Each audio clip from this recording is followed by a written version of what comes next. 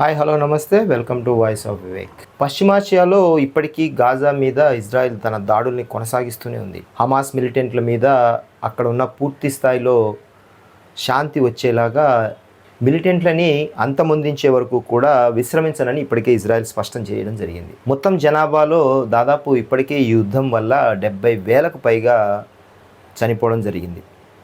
అయితే అందులో దాదాపు 25,000 మందికి పైగా చిన్నారులు చనిపోయినట్టు వార్తలు వచ్చాయి. అయితే ఈ మధ్యన సోషల్ మీడియాలో ఒక పిల్లవాడు మాట్లాడుతున్న వీడియో చాలా వైరల్ అయింది. తాము తినడానికి తిండి లేదు, కొనడానికి డబ్బులు లేవు, చాలా రకాలైన బాధలు నరకయాతన పడుతున్నామంటూ, తాము తినడానికి తిండి లేక చివరికి ఇసుకను తింటున్నామంటూ ఆ బాబు ఇసుక నోట్లో వేసుకొని మరీ తినడము మనసు చాలా ఆవేదనకి బాధకి చూసిన వాళ్ళకి అనిపిస్తుంది. అయితే ముఖ్యంగా ఇజ్రాయెల్ గాజా మీద చేస్తున్న ఈ యొక్క యుద్ధం ఎంతకాలం ఎన్ని రోజులు కొనసాగుతుంది, ఇజ్రాయెల్ అంతిమ లక్ష్యం నెరవేరుతుందా లేదా అనేది చూడాల్సి ఉంది.